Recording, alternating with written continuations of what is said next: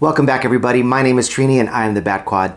This is the channel where I go through my personal DVD collection from A through Z. Now, if you've been keeping up with this channel, I've been reviewing all the Batman movies from 1966 all the way up to 2022. And that's 12 Batman movies all in total. But I'm done reviewing them. I'm done going over each movie. So in this video, we're going to rate everything from the movies, from the vehicles to partners. So sit back, relax, and let's get through this video. All right, my next list is my favorite Bat partners. So I'm gonna mix Robin and Batgirl in this list because there isn't enough Robin appearances and Batgirl appearances to have their own list. So I'm gonna group them together. And then a special honorable mention and shout out to Yvonne Craig as Batgirl, because the Batgirl from the 66 TV series, she looks the best, she acts the best, she's very comic accurate for that time. I haven't seen a better Batgirl since then or since the Batman animated series. I think she's great in that show. As far as the live action stuff, I haven't seen it yet. So special shout out to Yvonne Craig. She's the GOAT. But let's go on with this list. So at the bottom at number 6 is Alicia Silverstone's Batgirl, or Barbara. She's not even Barbara Gordon. She's Barbara, I don't know. She's Alfred's niece, Barbara Pennyworth. I don't remember what her last name is.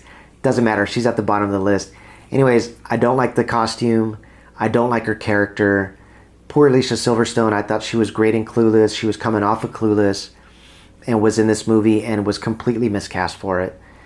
Not to mention that it's not a good movie anyway, so she never had a chance. But as far as being a Batgirl, live action Batgirl on screen, I mean, they failed on everything. Which is too bad, because I think Batgirl has so much potential as a character, but completely squandered in this movie. So for that, not really her fault, but maybe it is, I don't know. But costume, character, actress, bottom of the list, number 6 for Batman partners. Coming in at number 5 is Joseph Gordon-Levitt's Robin from The Dark Knight Rises. Levitt's character is actually named John Blake for some reason, and then at the end of the movie they call him Robin. I don't know, for nostalgia reasons or for us fans to go, ooh, that was Robin. Anyway, he plays a Gotham City police officer, and he kind of helps out Gordon when Gordon gets injured and he's not in the movie anymore. And he kind of does the things that Gordon would have been doing. And he kind of works behind the scenes with Batman. And at the very end, it's not like he gets into a suit or anything, but he helps out when the officers get released from the sewers. And he plays a big part in that. I just really don't like the character. They make him an orphan, or at least they give him a backstory where he's an orphan, which is fine, but why not just call him Dick Grayson? I think that making him John Blake and then telling us at the end of the movie that his name was Robin, I think it's just silly. I think that's poor writing. If anything, at the end they should have just said that his name was, I don't know, Richard instead, or Dick. Why don't you go by Dick? Well, yeah, go by Dick. Yeah, right. Funny. Why don't you go by Richard or something? I don't know, something like that, but I just felt like it was very forced. His characterization in the movie, especially that one scene where he shoots the gun in complete defense of his life and he kills the bad guy, and then he feels bad and he throws a gun down, and it was such a weird moment because minutes later he picks up a shotgun and presumably to go kill somebody with it. I don't know, I didn't really like the character. I don't like the surprise shock at the end that he's Robin. I do like that the implication that he could take the Batman mantle and become Batman or Nightwing or whatever post these movies in like an alternate universe or something. I don't mind that part, but I didn't think he was that great of a character. And I mean, that's why he's at number 5 for Bat partners. So coming in at number 4 is Lego Batman's Robin. I really don't like the characterization in this movie. I've said it before. Dick Grayson should be one of the smartest, brightest characters in the Batman universe. And in this movie, they just make him so silly and over the top and almost kind of dumb. And I just don't like that. It bothers me as a character. His design, the Lego design that they had for him, is kind of lacking. I really don't like the mask or the googly eyes that they gave him. I don't like the red boots. There's a lot of things that I don't like about it, even though it's kind of comic accurate, but not enough. And I'd like my Robins to be more useful and smarter. I just don't think he fits the bill in this Lego movie, and that's why he's at number 4. Coming in at number 3 is Lego Batman's Batgirl, played by Rosario Dawson. Now, at least in this movie, she's Commissioner Gordon's daughter. She's taking over the commissioner's spot because he's retiring. So she's kind of a badass. She can take care of herself. She's fighting off the advances from Bruce Wayne slash Batman. She doesn't have time for him. But yet at the end, she puts on a Batgirl costume. I mean, technically she should have been Batwoman, but puts on the Batgirl costume and she actually fights the bad guys at the end. She becomes very useful for Batman at the end. And that's the kind of Batgirl that I like to see. So I know they have it in them to have a good Batgirl, whether it be in animated form or live action. But I hope Batgirl gets a bigger and better spotlight soon. I know that they had a Batgirl movie that got shelved by Warner Brothers. I wish we could have seen it, but anyway, I know Batgirl is an amazing character. She's great in comics. She's great in animation. And that's why I have her here at number 3 for one of Batman's best partners. Coming in at number 2 is Chris O'Donnell's Robin from Batman Forever and Batman and Robin. When Chris O'Donnell was cast as Robin for Batman Forever, he was one of those up-and-coming actors. And I thought he did great as Dick Grayson. I mean, I think it's going to be kind of hard, especially if they make a live-action movie now and try to make Robin a 10 or 12 or 13-year-old. I think for this movie, I think they did a good job with aging him up. I think he looked a little too old, but to make a Robin about 16 or 17, I think is the way to go. And in the movie, he was a little bit rebellious. I mean, of course, he just lost his parents and his brother. So, of course, he's holding some sort of anger. But in the movie, I think they make a good pairing. I like that he wants to be Bruce's partner. I think that the costume that they come out with at the end, I think it's very comic book accurate. Pretty close to the Tim Drake costume that had just debuted in the comic books at the time. And I thought he looked great as Robin.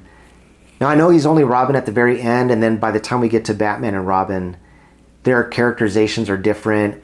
They're at odds with each other quite a bit. They're fighting over Poison Ivy. They changed the Robin costume. They made it look like Nightwing's costume, but with a cape, the red Nightwing logo instead of the blue one, which is too bad because I really liked the Robin costume that was barely in the movie for Batman Forever. Otherwise, he's there for him. He gets captured in Batman Forever, but at least in Batman and Robin, they fight together, and they're much more of a better partnership there. Not the best portrayal of Robin, but I think he's good enough to come in at number 2. And that leaves my number 1 favorite Bat partner is Burt Ward as Robin from Batman 66. Now this guy, he has the energy to be Robin. I know the actor was an adult, but he was smaller in stature, so he looked a little younger. He could play a teenager, which is perfect. Like a 14, 15, 16-year-old Robin, I think is a perfect age. But man, the spunk that he had, he's constantly getting into fights with people, punching way up above his weight class. I mean, the dude was ready to get down, and he was 100% Batman's partner. There was no infighting or fighting over girls or whatever. Robin was super comic accurate. That costume is iconic in and of itself. It looks like it leapt right off the page of the comic books. And who could ask for a better Robin than Burt Ward's Robin? And he is my favorite Bat partner of all these movies. Okay, because there's so many of them, I've got to list it. Who are my favorite Jim Gordons? As you know, Commissioner Gordon or James Gordon, Captain Gordon, whatever he goes by in the movies, Gordon's a very important character to the Batman mythos, and he shows up in just about every movie here. The only one he's missing in is BVS. He was meant to be played by J.K. Simmons. When you see him in Justice League, it's too bad that they didn't give him a much more expanded James Gordon because he really looked the part. And I love that guy as an actor. He just wasn't given a chance to be a good James Gordon. He even was James Gordon in the Batgirl movie that got shelved. But, here we are. So I can't really list him, but he definitely has an honorable mention. So coming in at number 6 is Hector Elizondo, and he's barely in the movie. So, that's why he's at the bottom. I really don't remember anything that he did.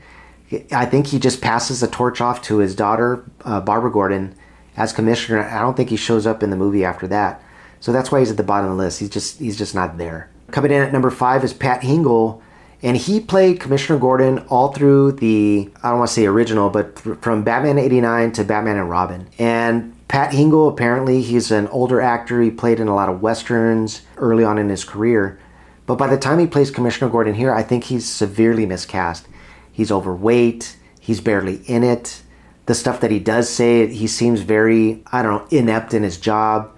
he really doesn't do anything. The only movie that he actually does anything heroic, ironically, is in Batman and Robin, is when the officers are all freezing or something. He like flicks a switch, the heater comes on, and his officers survive being frozen by Mr. Freeze. It's the only heroic thing he does in all the movies. He had a little bit more characterization in Batman 89. He's kind of involved a little bit more in the movie, but by the time we get to Batman and Robin and Batman Forever, he's barely in it. So completely wasted character in those 4 movies, and that's why Pat Hingle is number 5. Coming in at number 4 is Neil Hamilton from the 66 movie. Now again, he's not really in this movie, but as far as a portrayal of Jim Gordon, he's pretty spot on to the comic books at the time. In the comic books then, all Gordon ever did was he would get a case, he'd hit the bat signal, Batman would show up, he'd talk to him briefly, and then Batman would go off on his mission. And that's basically all he does in this movie. And in the series, he does the same thing. Sometimes he gets a little bit more involved in the whatever caper's going on. But for the most part, he's just kind of the straight man to all the madness that's going on. And he's no different in the movie. That's all I really have to say. I think he does a fine Gordon for his time. Number 3 is Bob Hastings from Mask of the Phantasm.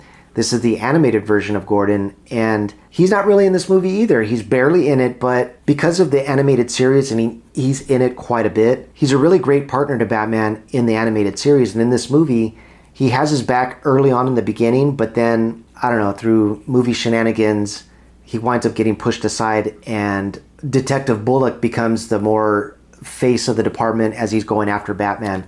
So he kind of steps aside in the movie, but honestly, I like his voice, I like his character design, and mostly because of the animated series, that's why he's so high up on this list at number 3.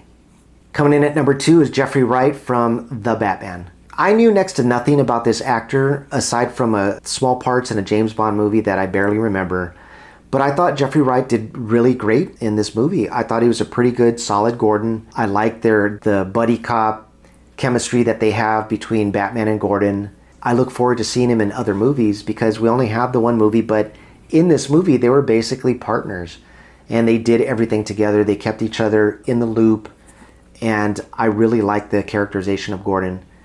Even though he's not necessarily comic book accurate in this movie, that's okay. As long as they pick the best actor for the part, I'm totally cool with it, and I think he did really well, and that's why he's at number 2. And coming in at number 1 for my favorite James Gordon is Gary Oldman's Gordon from the Dark Knight trilogy. From the moment they cast Gary Oldman, I was over the moon. When I first saw his first pictures of being in costume and in character, I thought he looked amazing. He looked like he'd just come right off the page. When I first saw him in Batman Begins, I thought he was an amazing Gordon. He seemed like someone who was honest, who was trying to fight a corrupt system, who was scared and unsure about Batman, but eventually came to trust him and was fighting with him to take down Ra's al Ghul and whatever else is going on in the Scarecrow. I really like their on-screen chemistry with each other. And that carries over to The Dark Knight. Again, I think they're a good partnership with each other. They try to bring in Harvey Dent and try to take down the corrupt system and everything else. I just think that it isn't until Dark Knight Rises where I feel like he's a little bit more out of character. He makes a dumb decision to go into the subways by himself. He gets almost murdered by Bane. Then he's sidetracked from the whole middle part of the movie because he's at a hospital. And then at the end of the movie where he's trying to locate the bomb so that they can keep it from going off. I mean, he kind of gets more in the mix by the end of The Dark Knight Rises, but by that time I just thought that he did something really stupid in the middle of the movie, or the beginning to the middle. And it kind of tarnished the characterization of Gordon for me in that last movie. But everything up to then, I thought he did really well, and one of the best Gordons ever to be put on screen. All right, again, for my next list is who were my favorite Alfred Pennyworths. So coming in at number 7 is Alan Napier from Batman 66. It's a little bit unfair again because he's barely in this movie. He's in the very beginning and then that's it. But because of the TV series, we get to see him as a more fleshed out Alfred. I really like him in the show and of course in the movie as well. But the one thing I don't like about my Alfreds, when I picture Alfred, especially from the comic books that I read, he's more of a middle-aged man, and some of these Alfreds are much more beyond that. I prefer my Alfred to be about 55 or so, maybe closer to my age. Wow. Between 55 and 60. And I feel like Alan Napier is a little bit, and honestly, I don't know how old he is, but the way he looks in the show and in the movie, he looks like he's in his 70s. And I think that's a little too old for an Alfred. And really, I think he has that more like grandpa feel to him. But as far as the show goes, I mean, he gets in the mix. He puts on the bat suit every so often. He helps out with some of the cases. And I really like that spunky attitude from this old guy. But mostly because he's barely in the movie and he's a little bit older than what I like. That's why he's bottom of this list. Coming in at number 6 is Andy Serkis from The Batman. I think Andy is the right age. He's much closer to the age that I prefer my Alfred to be. But we only have one movie to judge him with, and I think he does okay in this movie, but there's a lot of butting heads between him and Bruce, and I don't feel like he's very helpful with this cause. I think if anything, he's trying to dissuade him from being Batman instead of helping him to be Batman. And I like my Alfred's a little bit more helpful, less antagonistic with him. But I think that as the series grows, the Batman 2 or the Batman 3, I think they're going to become closer, because especially at the end of this Batman movie, they actually come to terms with each other and they have a nice talk with each other, and Bruce comes to have a better understanding with him. So I think moving forward, he'll be a better Alfred. But as of right now, I think he's doing great and he has the most potential. And that's why I have him at number 6 as my 6th favorite Alfred. Coming in at number 5 is Ralph Fiennes as the Lego Batman Alfred. I thought he was pretty funny in this movie. I like the look of Alfred in this movie. I like that he winds up helping Batman at the end, much like Alan Napier in the TV series. This Alfred actually puts on a little bat outfit, and it's the retro bat outfit. And he goes out and he starts helping Batman fight. There's a scene where he's falling and you start to feel like, oh, are they going to kill this guy off? And then he gets saved at the end. So it kind of pulls at your heartstrings a little bit. I think that for the limited time that he's in this movie, I think he does great. So that's why he's at number 5. Coming in at number 4 for my Alfreds is Michael Gough from Batman 89 all the way to Batman and Robin. Now, as far as Alfreds go, I, again, think he's a little too old for me. And he's another famous actor from the 60s and 70s and beyond. But when they cast him as Alfred, I just thought he was a little too old and frail for the part. And ironically, he lasts through all 4 movies. In the first movie, they have a nice father and son relationship. They get along. They get along. They have a nice back and forth with each other. But I think in that movie, Alfred's biggest mistake is bringing Vicky Vale into the Batcave. And when he did that, I thought that was very out of character for Alfred. And that kind of brings him down a notch. But then in Batman Returns, they kind of acknowledge that. They make fun of each other, Bruce and Alfred, that is. And Alfred is much more helpful with taking down Penguin, with dealing with Selina Kyle. He's much more involved in Batman Returns, and I like him better in that movie. When we get to Batman Forever, he's much more helpful again. He's helpful with solving the riddles from the Riddler. He's much more of a confidant to Val Kilmer's Batman. And I just like him better in that movie. But by the time we get to Batman and Robin, he gets ill. So he's kind of bedridden through most of the movie. Anyway, at the end, he winds up making a Batgirl suit, has her join the Bat family. And I don't know, I just thought it's not a good movie anyways, but I just think that for Michael Gough, I think his best Alfred portrayals was Batman Returns and Batman Forever. So that's why he's at number 4. Coming in at number 3 for my Alfreds is Michael Caine from the Dark Knight trilogy. I love me some Michael Caine. I think he's a great actor. I've watched him through many movies throughout the years. So his portrayal of Alfred, I thought was really good. I still think he's a little bit on the older end. But as far as Batman Begins goes, I love the way he's portrayed. He's helpful with Batman and Bruce. He's helping Bruce become Batman. He's very encouraging to Bruce Wayne to become Batman or whatever it is that he's going to do to fight crime and do all this other stuff. I really like his portrayal in Batman Begins. He's almost excited to help him out. By the time we get to The Dark Knight, he's kind of taken a step back from that. He's a little bit more of a guy who's just kind of giving advice.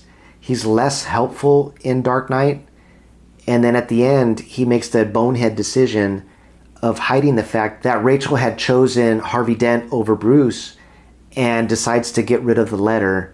And that has ramifications for the next movie, but I don't know, instead of being honest with Bruce, he decides to hide that fact, and that really sours their relationship. So by the time we get to Dark Knight Rises, he's barely in the movie. He's in it in the beginning. He's basically telling Bruce, like, hey, you shouldn't be Batman anymore. So once he becomes Batman, he just abandons him, which is out of character for Alfred. Although he's done it in the comic books, I understand that. But as far as this movie goes, he leaves him knowing that, or feeling that Bruce might die. He leaves anyways. And then he shows up at the end for the end credits, or right before the end credits, and he sees Bruce and Selina. But I just think that was bad portrayal, bad characterization of Alfred by the second and third movie. But I really loved Michael Caine in Batman Begins. So that's why I have Michael Caine at number 3. Coming in at number 2, I have Jeremy Irons as Alfred from Batman vs. Superman. Now, I know he's barely in it. I think Jeremy Irons is a great actor.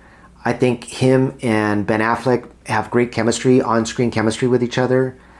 I thought they were good as Batman and Alfred. He's much more of a tinkerer. He's constantly in the background, upgrading Batman's gadgets, helping him out whenever he can. He's also giving sage advice. I think that's the perfect balance of being someone who cares, but it also understands that Bruce is he's gonna Batman, and to helping him out. And I think that was a great balance. It's too bad that we didn't get more of those two together. I know that they're in Justice League together, and again, they have great chemistry in that movie too. But in this movie alone, I wish I could see more. But what I do see is great. And I don't know Jeremy Irons' age. I'm not really sure what it is. He's definitely looks to be around that age range where he's not quite old enough to be a grandpa, but definitely could be like a good uncle figure to Bruce Wayne. And for that, I have him at number 2. And of course, that leaves my number 1 Alfred as Ephraim Zimbalist Jr. from the animated movie. This Alfred is the perfect animated portrayal of Alfred, because in the comic books, this is what he looks like. He's thin, he's in a suit, he's proper, he has a little mustache, he's balding but still has patches of hair. Sometimes it's a little blackish, sometimes it's a little more on the gray side.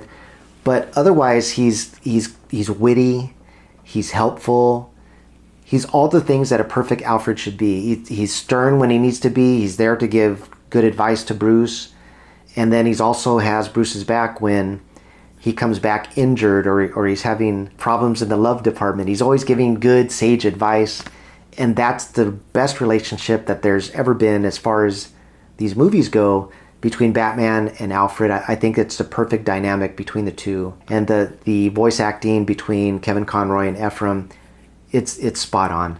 So that's why Alfred, played by Ephraim Zimbalist Jr., is my favorite Alfred of all these theatrically released Batman movies. Next is my favorite bat cycles. There were a lot more bat cycles than I thought when I was making this list, but basically at the bottom of the list at number 5 is anything from Batman and Robin. Robin's bat cycle, or Robin's cycle, I guess, I really don't care for the design. At the end, when they're in their ice vehicles, I think Batgirl has a bat cycle. Robin's on some sort of, I don't know, snow vehicle of some sort. Batman's in something else. I don't know. You really don't get a good shot of any of their vehicles, but you can tell that it's just there to be made into a toy. And it just looks really lazy and sloppy. I really don't like those vehicles, so those are at the bottom. Next one on the list is the Bat Cycle from The Batman. It's really just a black bike. I mean, I used to own a black bike, and I had a little Batman sticker on it, and that's really what this looks like. There's a very little subtle hint of bat ears on the windshield, but outside of that, it's just a black motorcycle. If there was something a little bit more in the design, I don't know if you pressed a button and things shoot out of it or something, I don't know. If it just did something more than just take them from A to B, I'd like it better, but as it stands right now, the Bat Bike from The Batman, it's just okay. That's why I have it at number 3. Coming in at number 2 is from the 66 movie. I love that Bat Bike. Again, it's nostalgia speaking, but the colors of it, the black, white, and the red, the fact that it has a little sidecar for Robin that he rides, and then he can actually get ejected, and he has like his own little riding vehicle. I mean, it's so cool. It's very much out of the comic books. I really like that design. I think it's fun, and I wish it was in the movie more, but given what we got from it, we got to see what it can do, and I thought it looked awesome. That's why it's at number 2. And my favorite Bat Cycle is from The Dark Knight and Dark Knight Rises. I love the Batpod. Hate the name, love the bike. I love that they designed it from the ground up. that it's highly unique. There's nothing out there like it. It's not just a motorcycle that was customized. They built it from scratch. And I love the thick tires on it, what it can do, that it shoots missiles and shoots out grappling hooks, and it does all these things that a bat bike should do. I think it's top tier as far as a bat bike goes. I really wish they just didn't call it the Batpod. There's still really no in-universe reason why it is, why they just didn't call it the Bat Cycle or Bat Bike or whatever. But I mean, I really love the design. I think it's really fun. And the way they showcase it in the movies, I think it's spot on. That's my favorite Bat Bike. All right, up next on my list are flying vehicles. So out of all these movies, I have 6 flying vehicles, and they're all a little bit different. So here goes my list. So coming in at number 6 is the Batwing from Batman Forever. The Batwing's not in Batman Forever very much. I like the way he stores it, which makes no sense how they do it, but how it's hanging in the Batcave like a bat. I thought that was pretty cool. But really, it's just kind of a redesign of the Batwing from Batman 89. Instead of the simplistic design of 89, they kind of over-designed this one. It's very spiky, has a bunch of spiky edges on it. It makes me like it less, even though it's kind of the same. But that's why it's at my number 6. Coming in at number 5 is the Batwing from BVS. Again, not my favorite design. It's a little bit lazy. It just looks like a jet with, I don't know, like a little halo around the front. I don't know. There's nothing Batman about it. I think what it does in the movie is pretty cool, and how it has the machine guns on it. The way he flies it, I think, is pretty cool. But from a design standpoint, I think it's a little boring. That's why it's at number 5. Number 4 is the Batwing from Mask of the Phantasm. It's basically an animated version of the Batwing from 89, and it does its own interpretation of it, but instead of over-designing it like they do in Batman Forever, it's much more simplistic. It has clean lines. It just looks good. And even though in the animated way you could do whatever you wanted to, they kind of kept it very simple, and I can appreciate that. So I really like the Batwing from Mask of the Phantasm. Number 3 on the list is the helicopter from Batman 66. Again, total nostalgia talking. I love the little design. I mean, it has like little wings on the side. It's like red and black and white, and it's kind of an extension of the Batmobile. But there's something so charming about it, and watching Batman and Robin flying the helicopter, and as he's flying over Gotham City, and officers or firemen or whoever it was are saluting him, and he's saluting them back, and it's really cool to watch it fly over Gotham City. Anyway, it's not in the movie very much, but when it's in it, it looks really cool. I really like it, and that's why it's at number 3.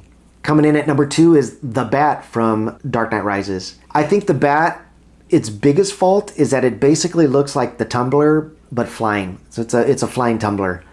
It does have slightly different designs about it, but that's probably the biggest drawback. But in the movie, it looks amazing. I love the way it flies around, the way it has its guns or its missiles kind of hanging in front of it. Almost looks like a beetle or some sort of, I don't know, like maybe a scorpion looking, where it has these things that are hanging down from the bottom, and that's where the guns are. I love the way it flies, because it's not like a jet or anything you've ever seen.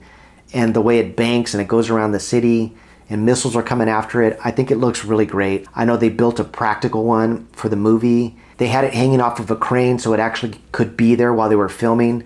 I mean, it's a pretty simple design, but at the same time, it's not. And it definitely looks like a Batman vehicle, which I really like. So that's why it's at number 2. And of course, which leaves my number 1 flying vehicle from the Batman movies is the Batman 89 Batwing. When that thing came out, I remember movie trailers, and I saw the first time that they actually showed him in a cockpit. You get very little glimpses of what the Batwing actually looks like. But then when you finally see it in the movie theater, and we've entered the 3rd act of the movie, Joker has his party going, and he has all these balloons hanging up in the air. Then you see the Batwing, and it comes flying in from who knows where, coming towards Gotham City, and it just looks cool. It's basically the Batman insignia, but flying. I don't know who came up with that idea, but I mean, it's ingenious. It's a flying bat. It's everything that is in his name. And watching this thing go through the city and zipping through and capturing the balloons, and then when it lets the balloons go and it goes up through the clouds and it kind of stalls as it goes right in front of the moon and then drops back down. I remember being in the movie theater, and when they did that and they did that silhouette in front of the moon, I mean, I stood up in my chair and went, yeah, because I was only 12 when I did that. But I thought it was so cool. And then the worst part about it is when it just kind of gets shot by the Joker by one bullet and it crashes. And I guess that's why he had to rebuild it, and that's why it looks the way it does in Batman Forever. But for that time, I thought that was the perfect Batwing, because that's when the name came about, Batwing, because prior to that it was Batplane. But when this thing came out, it was completely something different. And Batwing fit it perfectly. It was a perfect description. And that's why Batwing is my favorite flying vehicle. So we talked about the motorcycle, the boats, and the flying vehicles. So what's left? The Batmobile. There are 9 Batmobiles in all these movies, so let's go through them. Coming in at number 9 is the Batmobile from Batman and Robin. I hate this design.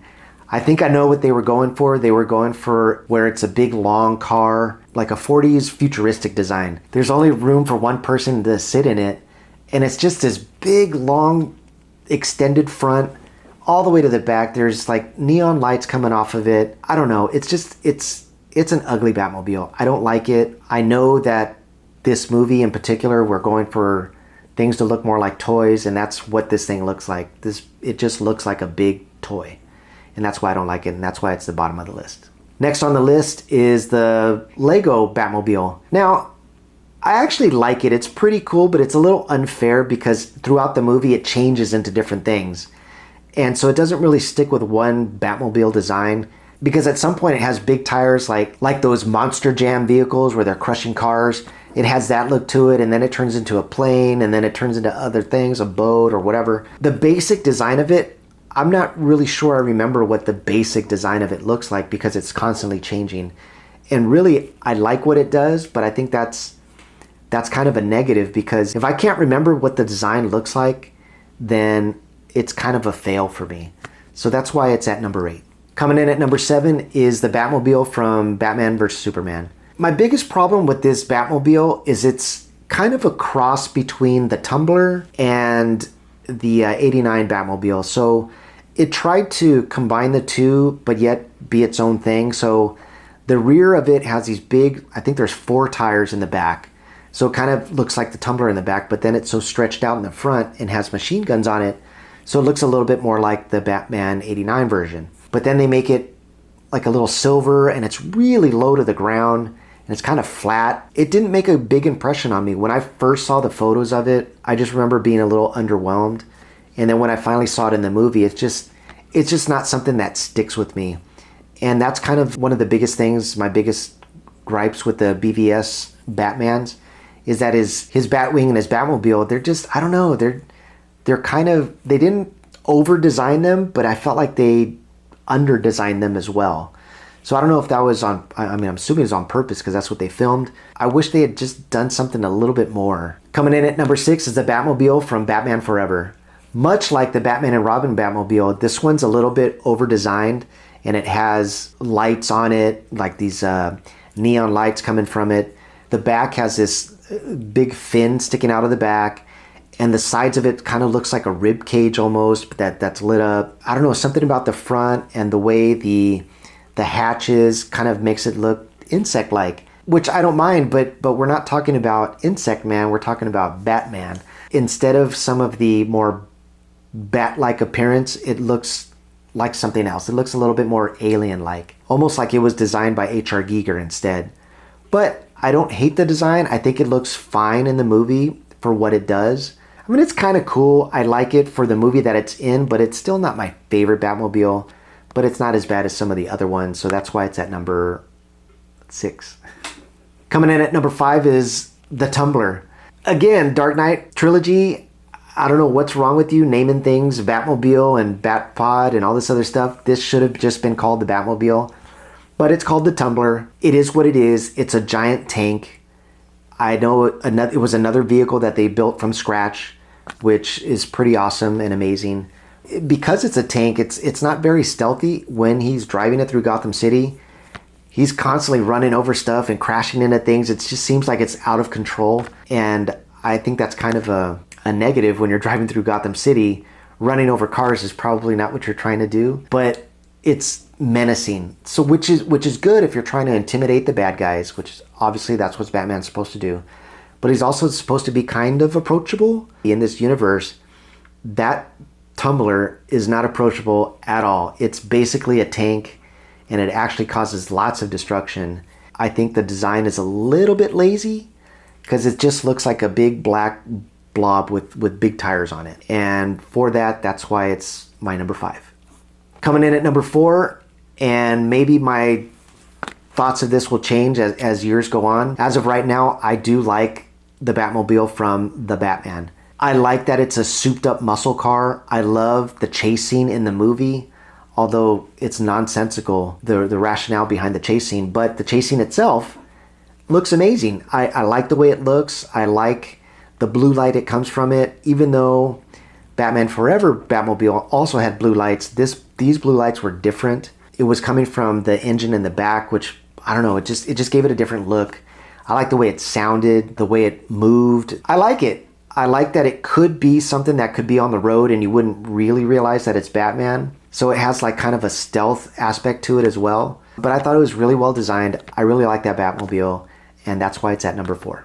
Coming in at number 3 is the Batmobile from Mask of the Phantasm. Once again, this is just an animated version of the 89 Batman Batmobile, and the color scheme is a little bit different. It's much more of a bluish color, but it's still undeniably Batman. There are so many aspects of it that make you think of Batman when you see it.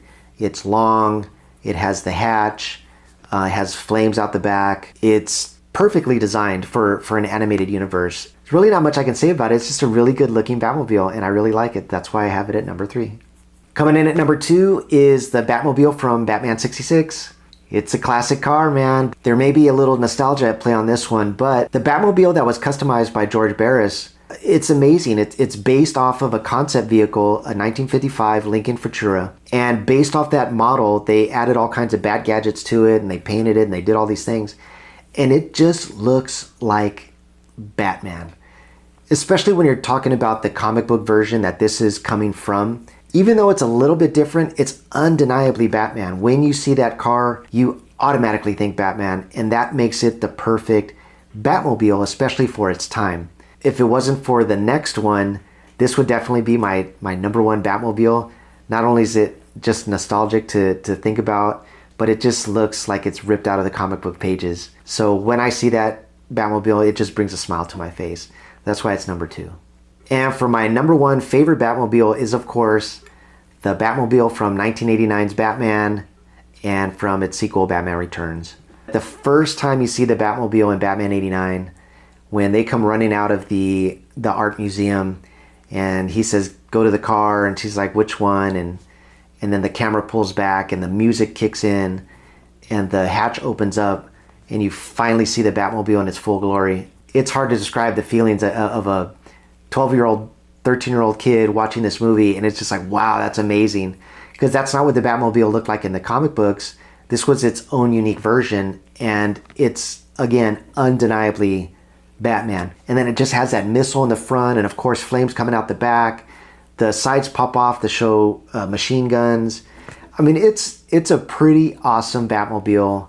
Because of that design, I've always wanted to get a Stingray. I never got a chance to do it. Maybe someday I will. But until that time, I'm going to always imagine myself getting a black Stingray, putting Batman decals on it, driving it around, probably in costume. I don't know. But that definitely is my favorite Batmobile from Batman 89. So I had Gotham City's Batcaves. I think I'm going to leave those out. My next list is favorite Batman theme song. When watching a movie, for me, music is everything. Sometimes the music can make or break a movie or a scene or a feeling or whatever you're supposed to have. A lot of times music kind of tell you how you're supposed to feel in any given scene. So especially when it comes to Batman, there should be action, adventure, mystery, love. There's so many themes that can be prevalent in a Batman movie, and these are my lists of Batman themes. So I only have 8 here, and starting it off at number 8 is Elliot Goldenthal's Batman themes from Batman Forever and Batman and Robin. I know they're at the bottom, and Elliot Goldenthal, he's done some great music throughout his career. Watching these movies and all the craziness that's going on screen, the music here, it matches that, which is to say that what's happening on screen and the music that you're hearing are both not very good. It's so loud and in your face, The actual theme, when it's slowed down and it's not trying to be so crazy and bombastic, it's actually not bad. But once it gets into it, and when there's action going on screen, it loses me completely. Especially the horns that are going on. It's so loud and obnoxious. I really can't stand the soundtrack of those two movies by Elliot Goldenthal, and that's why it's at the bottom. Coming in at number 7 is the Batman theme from the Lego Batman movie, and that's by Lorne Balfe. I don't know how it's pronounced, but maybe that's it. Anyways, I would rather not remember a theme than to be completely annoyed with one, which is what I'm annoyed with Elliot Goldenthal music, but the one in Lego Batman movie, I just don't remember it. And that to me is better. At least it's just kind of background noise, which means that it didn't excite me and it didn't annoy me, so which makes it not very memorable, but also not very good, I guess. So that's why it's towards the bottom. Coming in at number 6 is the music from BVS by Tom Holkenborg. Now, I know that this composer was also using music from Hans Zimmer from the Man of Steel movie, and he incorporated that in his soundtrack as well, but he also did his own Batman stuff, which really just amounted to, I don't know, it just sounded like pounding drums. And then I think he was also responsible for the Wonder Woman theme as well. I really like that theme. When you hear that kick in and you see Wonder Woman, now anytime I hear that theme, I think of Wonder Woman. But unfortunately, the Batman stuff that he does, again, I don't really remember it. It's not very memorable. I just remember a lot of pounding drums, and then that was kind of it. It wasn't anything that was super memorable. I can't hate it, but I also can't say that I like it, so that's why it's near the bottom. Coming in at number 5 is Nelson Riddle from the soundtrack from Batman 66. It's just a classic Batman theme. Most of it's from nostalgia, but when you get beyond the actual Batman theme and it's just kind of the music with the villains and the heroes, it's very classic. It sounds really good. You know whatever's happening on screen, whether it's supposed to be silly or the bad guys or whatever.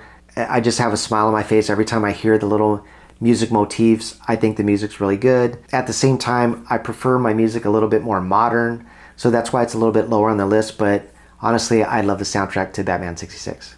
Coming in at number 4 is Hans Zimmer from the Dark Knight trilogy. The biggest problem with this soundtrack is that it's really competing with Danny Elfman's soundtrack. I love the drum beats, which is different than BVS, but this drum beat sounds different. It gives me a different feeling. I actually remember what it sounds like. And when he's out there doing his Batman thing, I mean, it sounds awesome. The action, it's pumping with you, with like your heart's pumping while the chase scenes are going on, and the music is just helping that along. That's the one thing that I remember the most about this movie, is that when it's trying to convey to you a scene, you're along for the ride because of the music. The music takes you with you, and that's why I like this one, and that's why it's number 4. Coming in at number 3 is Michael Giacchino for The Batman. Now, this is the newest one on the list, and honestly, I'm just a big fan of Michael Giacchino. I really like his music, and there's something about his music in this movie that just spoke to me. It just immediately made me feel like I was in the world of Batman. His Catwoman theme, his Batman theme, his Riddler theme, everything in there is just, it's so good. And really, when you watch the movie, his music feels like it's playing at a very low volume throughout most of the movie. So it's almost like you're immersed, not just in the world, but in the sounds of that world. And that's what I really liked about this movie. And of course, when there's action, it ramps up. And when there's the softer moments, it's there, but it's at a very low pace. Like when some of the scenes where Batman and Selina are talking, there's like this very low little theme going on right under their dialogue. And it's just really nice to hear. It's very good classical music that really brings me into the movie. And that's why that's at number 3. Coming in at number 2 is Shirley Walker for Mask of the Phantasm. This is just classic Batman theme music. It's a reinterpretation of Danny Elfman from the Batman movies. It sounds the same, but it's different. It has its own identity. Even though it sounds very similar, it still sounds very different for me. I can tell the difference between the Batman live-action movies and the Batman animated series. And it's so distinctly Batman. I love the animated series sound. The sound in this movie, they kind of up it a little bit. They actually put choir voices into the soundtrack, and it just makes it so much more, I don't know, maybe important than the actual animated series. It kind of elevates into the movie. I just think it's really good, and it just adds to this movie, and that's why I like the music, and that's why it's number 2. And of course, coming in at number 1 is Danny Elfman's Batman theme. I love the soundtrack to the Batman 89. I think it's amazing. I bought that on CD. I used to listen to it all the time when I was driving to and from work. I just loved it, especially when it's nighttime and you're on the freeway and you turn it up and you're driving maybe faster than you should. It's just cool. It gives you that feeling of being in a Batmobile. It's really awesome. I have a very strong attachment to Batman 89, the soundtrack. Batman Returns, I think, is actually a better soundtrack, but I'm not as attached to it. I just think it's better. The Christmas theme to it, the Catwoman theme, the Penguin theme, the circus theme. There's so many other little themes that are going on that makes it much more complex, that I prefer the Batman Returns soundtrack, but I'm just a sucker for the one from '89. Both of those soundtracks are awesome. I love Danny Elfman's music. I know that the complaint is that some of his music sounds very similar, and you could say that about any composer. When it's Danny Elfman, it's definitely Danny Elfman, and when it's definitely Danny Elfman's Batman, I mean, you can't mistake it. And when I read a comic book or when I think of Batman, I think of this music, and that's why it's at number 1.